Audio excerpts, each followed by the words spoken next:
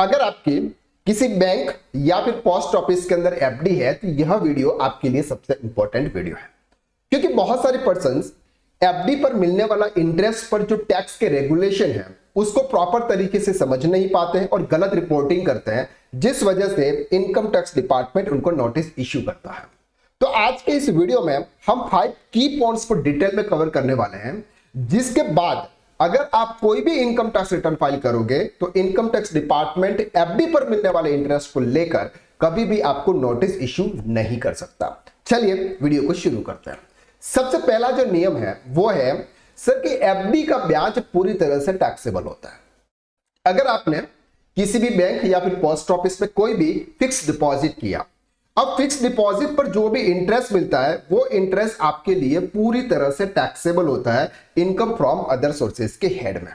लेकिन एक चीज आपको यह ध्यान रखनी है कि यहां पर एफडी पर जो इंटरेस्ट हमारे बैंक में आता है वो आता है सर मैच्योरिटी पर। दैट मीन्स कि जब हमारी एफडी मैच्योर होती है तब वो इंटरेस्ट हमारे बैंक अकाउंट्स के अंदर आता है। लेकिन इनकम टैक्स रूल्स को अगर हम समझें तो जो इनकम है वो एक्यूरल बेसिस पर रिकॉर्ड की जाती है और एक्यूरल बेसिस पर टैक्स लगता है। एग्जांपल के साथ में समझते हैं, मैं आपको इजी तरीके से समझाने की कोशिश करता हूं।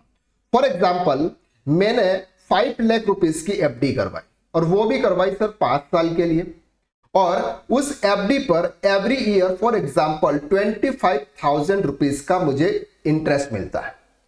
अब ये 5 साल की है, मल्टीप्लाई बाय 5 यानी कि 1,25,000 मेरा इंटरेस्ट बनता है।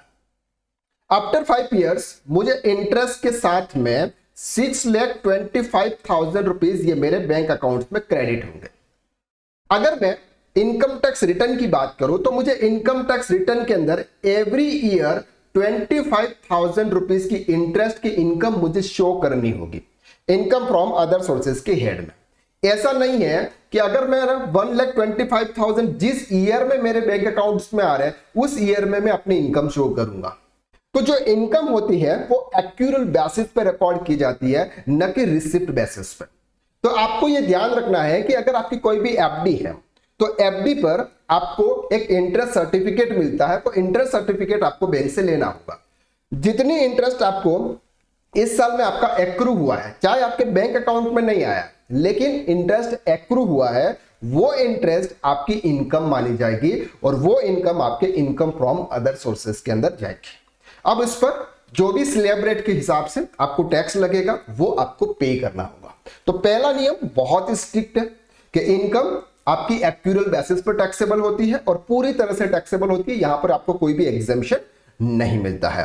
अब बात करते हैं सेकंड पॉइंट की। सेकंड पॉइंट कहता है कि सर टीडीएस कटने का मतलब टैक्स खत्म नहीं। अगर आप एक इंडिविजुअल पर्सन से, अगर आपकी एज 60 ईयर से कम है तो 50,000 रुपीज का अगर आपका एनुअल इंटरेस्ट बन रहा है तो बैंक आप पर 10% के हिसाब से टीडीएस डिडक्ट कर लेती है। दैट मीन्स 5,000 रुपीज का वो टीडीएस डिडक्ट करेगी जो आपके 26AS और AIS रिपोर्ट के अंदर शो होगा। और जिस ईयर का आप इनकम टैक्स रिटर्न फाइल करोगे उस ईयर में आप या तो अगर आपका टैक्स पेबल बन रहा है तो आप उसको एडजस्ट कर सकते हो, या फिर अगर आपका टैक्स पेबल नहीं बन रहा है तो आप उसको रिफंड ले सकते हो। लेकिन बात यहां पर यह आती है कि किसी पर्सन का अगर टीडीएस डिडक्ट हो गया इसका मतलब ऐसा नहीं है कि आपने पूरा का पूरा टैक्स पे कर दिया। ये जो टैक्स डिडक्ट हुआ है ये आपकी सिर्फ इंटरेस्ट की इनकम पर डिडक्ट हुआ है।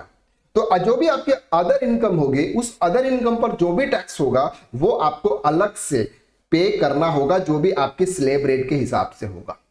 अगर आप गलत इंफॉर्मेशन यहां पर कर लेते हैं तो यहां पर सर आपको रिफंड क्लेम करना पड़ेगा, गलत इनकम देने का नोटिस आ सकता है। तो ये चीज आपको ध्यान रखनी है। नंबर 3 पॉइंट आता है फॉर्म 15G और 15H सही समय पर देना जरूरी होता है।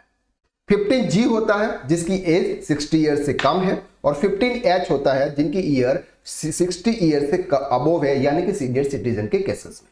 अब सर ये 15G और 15H का फॉर्म कहां पे यूज होता है, क्यों किया जाता है? देखो ध्यान से समझो।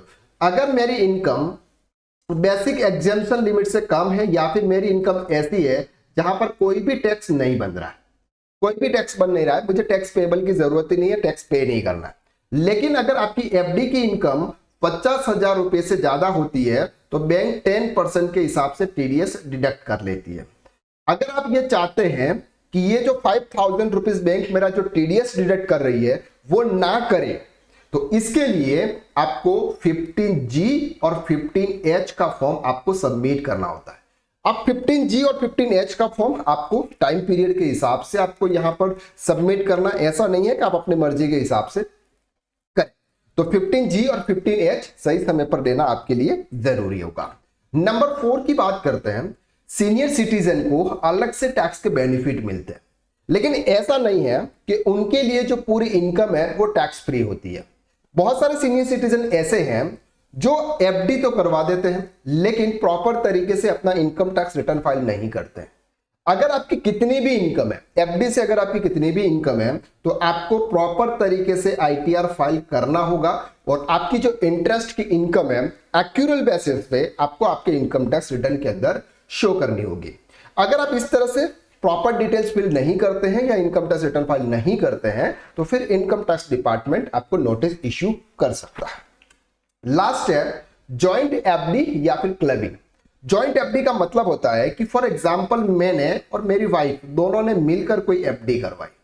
अब तो ये जो इंटरेस्ट की इनकम है वो इंटरेस्ट की इनकम किसके लिए टैक्सेबल होगी? तो यहां पर रूल्स ये कहता है कि सर जो पर्सन इन्वेस्ट कर रहा है, जो पर्सन इन्वेस्ट कर रहा है उसके हेड में वो इनकम टैक्सेबल होगी।